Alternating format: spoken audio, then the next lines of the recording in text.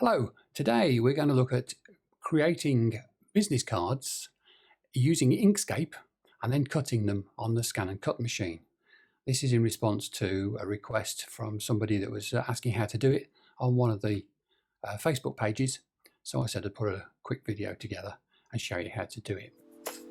Hi and welcome to Kev's Crafty Corner.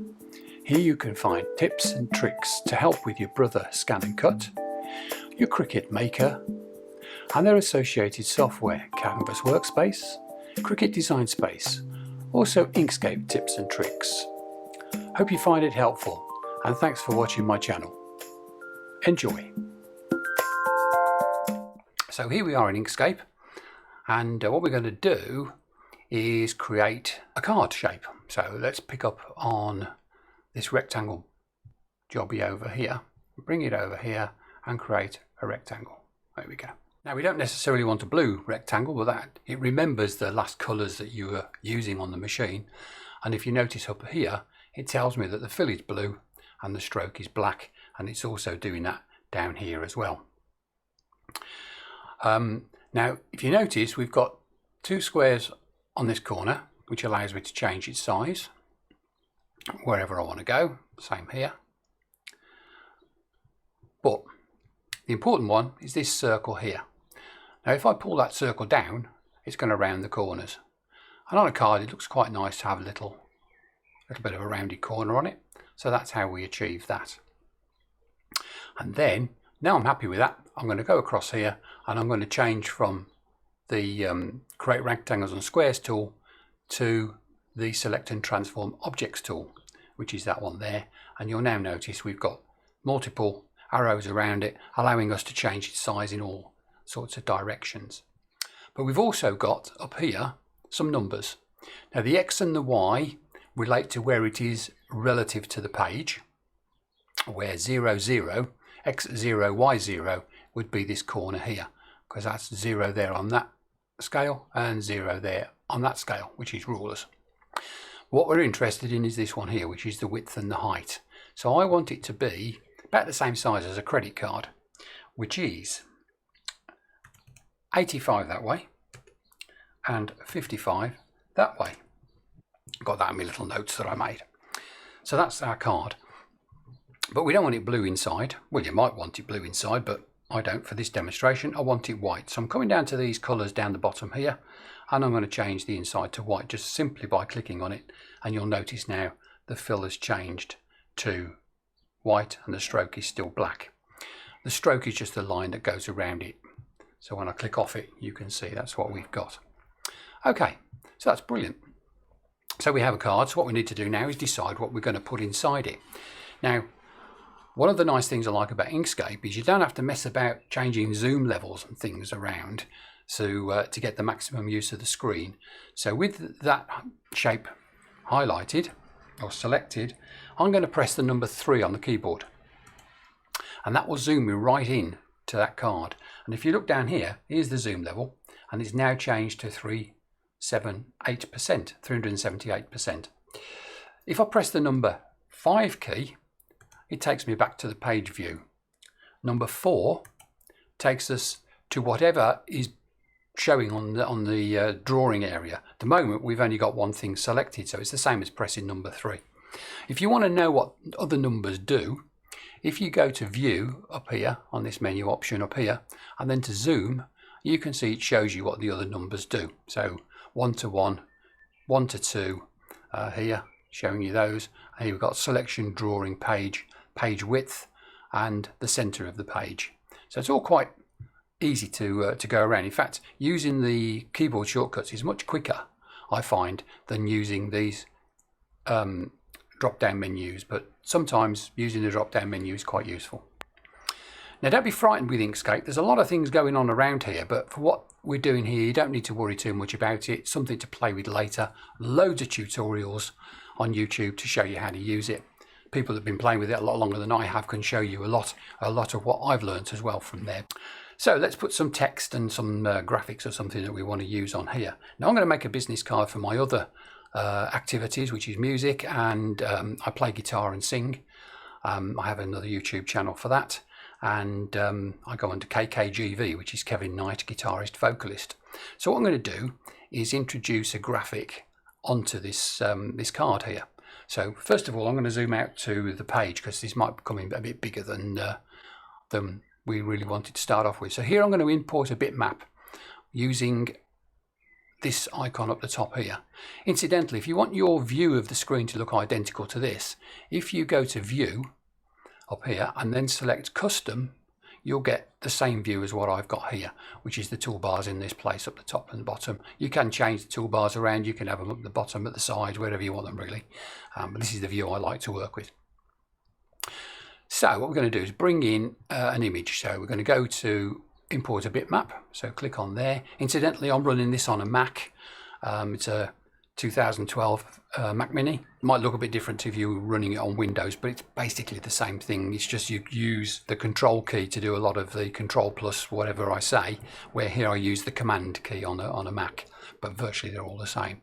So I'm looking for a guitar logo, and it's that one there.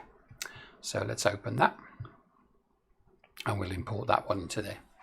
So it's down here, and I don't want it down there. I want it in the centre of the card, and I don't really want it that big either. So what I'm going to do is hold the it is the control key on the Mac. I'm telling you, completely wrong here, and that's it. I can shrink it down. It just keeps it so it shrinks in the same dimensions. Keeps the aspect ratio correct. What I can also do here actually is click on this box here and lock it. So now it doesn't matter. I don't need to hold any other buttons. I can stretch it and it will fit exactly how I want it to be. So let's put that about in the middle of the card. So if I select that and the card by having one selected, hold the Shift key, click the other thing I want to select, and now I can align that. I want to get that in the center. So I'm going to use this tool that's coming up here, which is Align and Distribute Objects. So when I click on there, it brings up another box over this side of the screen, and you can see from here we've now got alignment tools, and you'll notice there's a box here that says relative to, and from there you can change that. So you can have the last selected, the first selected, just the selection area, even to the page, whatever you're working on. It's quite clever. I normally have it on the first selected and make sure what options I choose it with. Which way around I choose it. I might move that graphic in a minute. So let's select that, and we'll go to 3, so we bring it up nice and big. Now let's put some text to it. So click on the text tool, which is this A here, and then you click wherever you want your text and you start typing. So I'm just going to type in my name.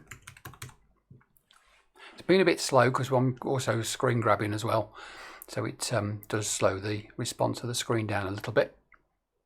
Now I've selected Arial Round Bold. It's a font I quite like, but you can select any font you like, and I'll show you in a second how we change it. So let's have that there. That's a little bit big. So if I go back to the text tool and I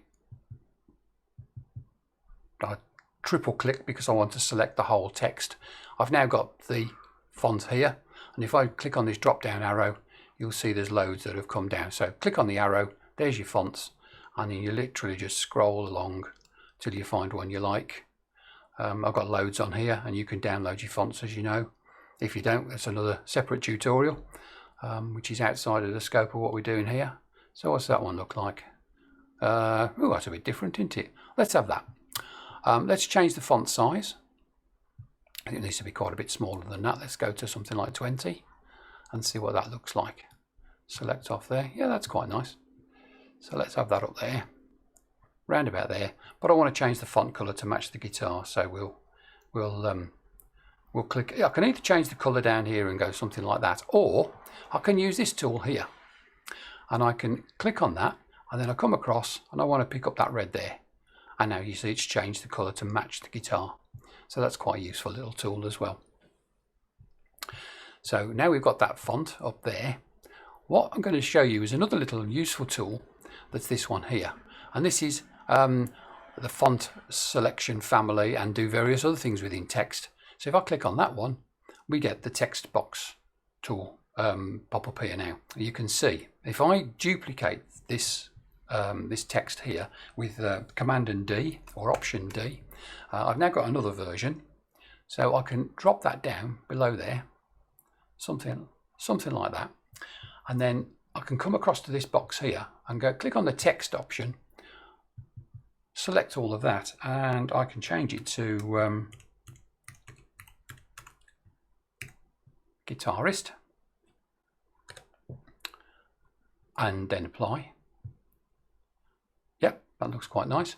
And below it we'll put vocalist and apply that. So we've now got that there. That's very nice. Quite like that. Let's choose that one. That's quite nice. Now you see that the line spacing's a bit weird on that, isn't it? So if I let's click on that to there. Okay. And what I want to do is alter the line spacing. So that's the spacing between base lines. So I should be able to bring that up there like that. That's it. And I'll perhaps take the font size down a that bit. Yeah, something like that. How does that look?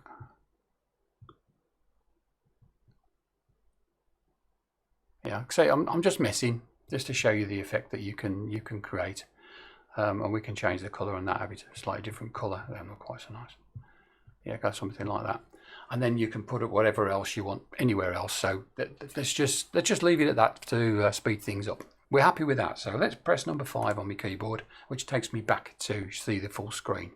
So what I'm now going to do is I'm going to group all that lot together. So I'm just going to drag a box around it all, highlight it all, and then I'm going to group it. So that's Command G or Control G on your PC. Now we want to get as many of these on the screen as we can. I know I can get 10 from that size because of what I've been playing around with. If you alter your size of your card, you might get different size, more amount, but we'll go for 10. So what I'm going to do is bring this one up here.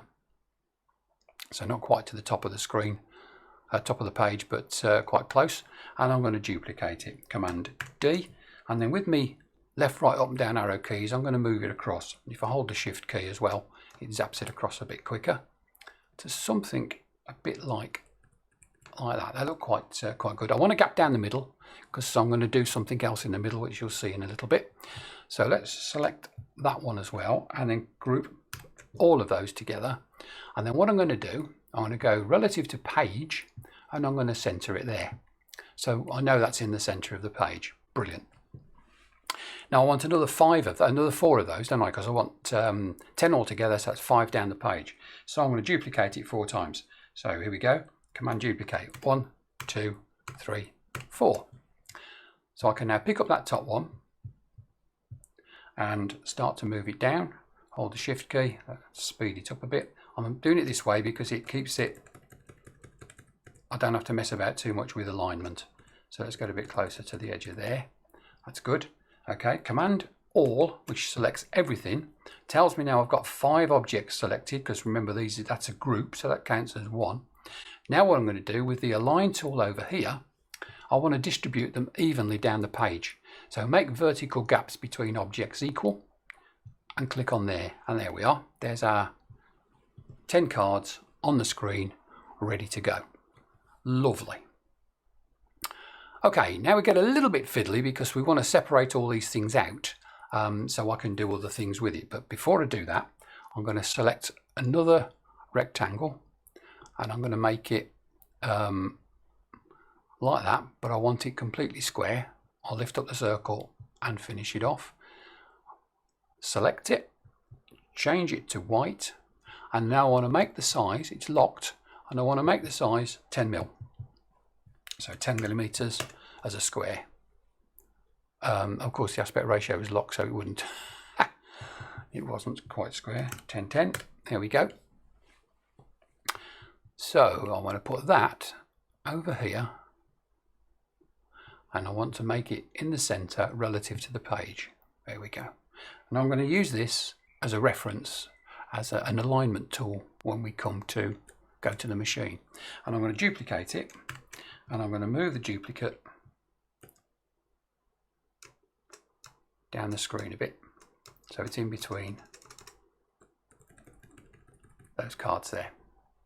Okay, splendid. So that's the layout that we're ready to work with. Now we don't want to print the outlines of the cards. We only want to print the inside bits, but we do want to print 2 of these. Again, duplicate, and again, duplicate.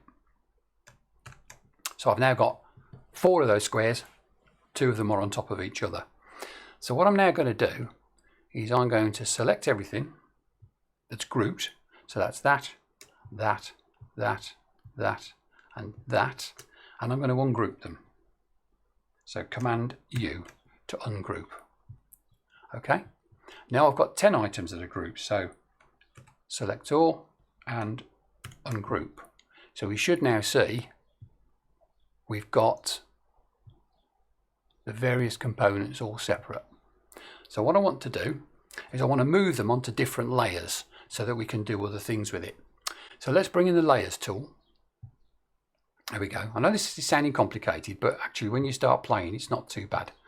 So select that so I can see the layers. You sometimes have to fiddle around with these to get them to show up. So just click on these to switch them between whatever it is, the tools that you've got. So at the moment we've only got 1 layer. So I need to add another layer. So now we've got 2 layers. What I want to do, everything is on layer 1, because if I hide it, it goes. If I hide layer 2, there's nothing on it. So what I'm going to do is I'm going to select all of the card shapes on one of these squares there.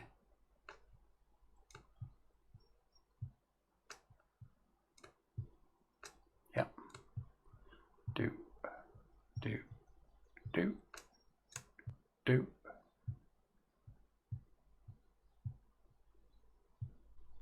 So I should have 12 objects, and I have.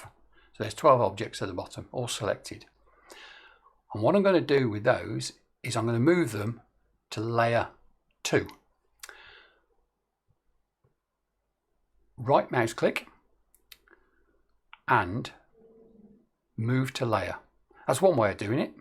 Another way of doing it is layer up there, move selection to layer.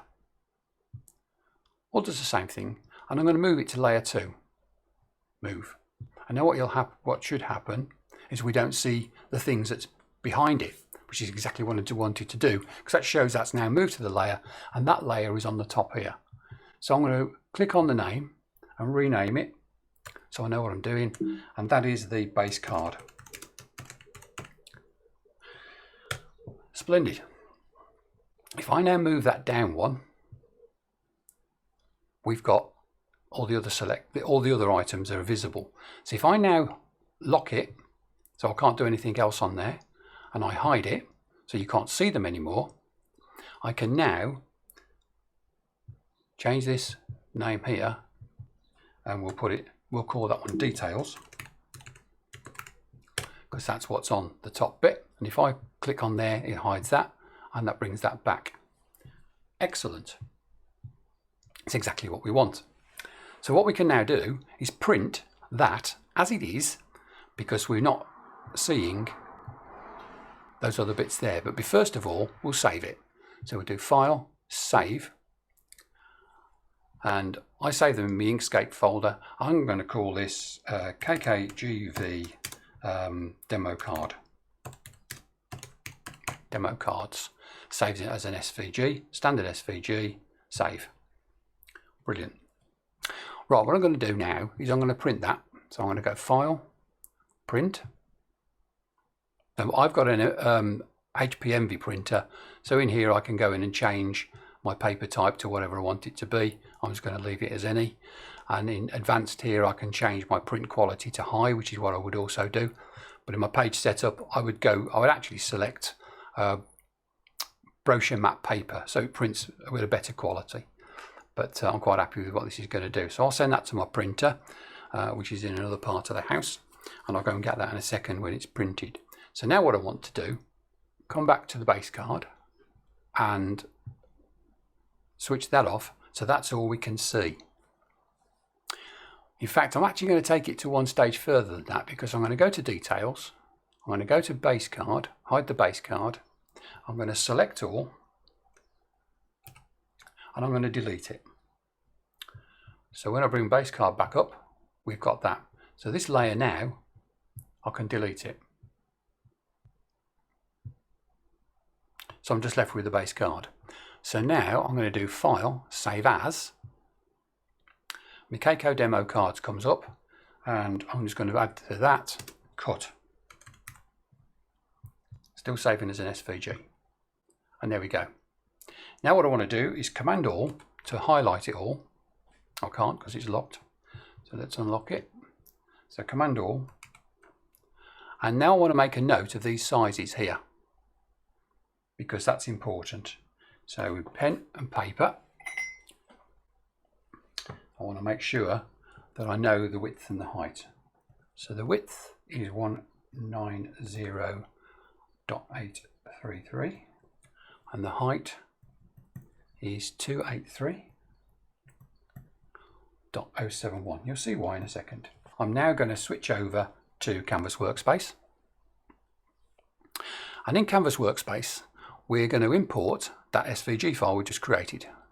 So as SVG, and I'm going to look for Keiko demo cards cut SVG. There it is. It's come up in my InkScape folder because that's my default folder when I'm creating. And I'm going to go open, and that should bring in that file. Look at that, brilliant. Now they're all individuals, so we will group them. I need to select them all first. Command A, Command G to group. And now what I want to do is come over to here, to the edit function, and I'm checking the width and the height. So our width should be 190.833, it's 190.7. So maintain aspect ratio is selected, I can't even say it. Aspect ratio is selected, and we're going to do 190.8 and tab. And that now 283.071. Yeah, that's close enough. That's close enough for government work. So we're happy with that. So we're ready to send that to the machine. We go File and Export FCM file if you don't have a Wi-Fi linked machine, and you should get the box come up, and you can save it as an FCM and then transfer it to your USB, or save it directly to your USB by selecting, I haven't got a USB plugged in, but you could have a USB plugged in and save it directly to it. I've got a 900, so I'm going to send it via the internet. And that tells me now the machine is ready to download the file. So that's brilliant. Okay, so what we're going to do now, we've got the mat loaded. I've put it at 2 inches in, just because it's in the middle of the mat and it just helps to hold it down a little bit better. So I'm going to select pattern, and then from this graphic at the top here, I'm going to select that one, and it's going to go and get the pattern from the internet, which it has because we've uploaded it from Canvas Workspace, and there it is. So I now need to scan this image so we can see where it is. So press scan, and away we go, and you can hear it scanning away.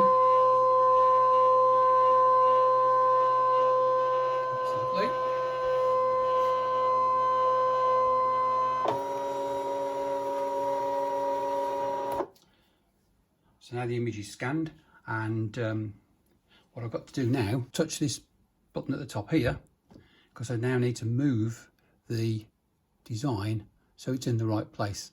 So I need to zoom in so I can see what I'm doing. So touch the zoom key, and then I'm going to touch this one here so I'm at the maximum zoom. And now what I've got to do is just move the screen around so I can see my my registration marks.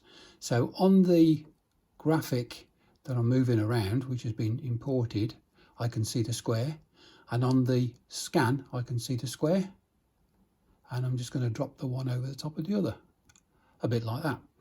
So let's come down and have a look what the bottom one's like. It might be, sometimes having two gives you a better view, and I can line that one up on that one. It's moving both to the same position really. So that's about there. Let's go back up and just check the top one so I haven't wandered off too far away, have you?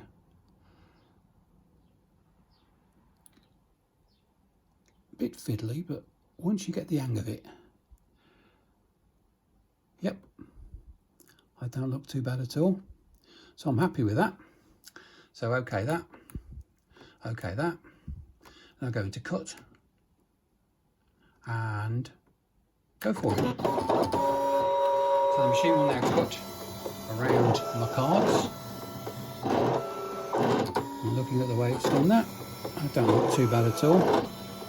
I've got my blade set at about 2.5 because this is 160 gram paper,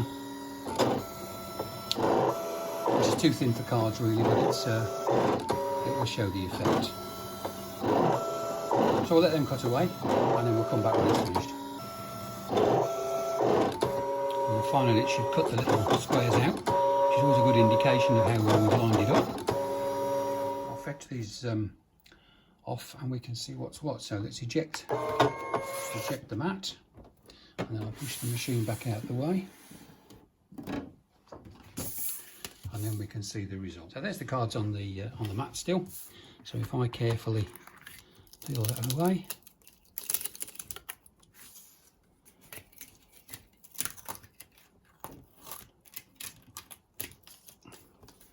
we can see the effect. So let me peel one off, and there we are. I think you'll agree that's quite effective. Obviously there's not enough information on it, but you can see the general idea. So there we are. I hope you found that helpful, and if you did, please leave a comment and give us a thumbs up, and if you could subscribe to the channel, much appreciated. So you take care now and have fun with your machines. Cheers.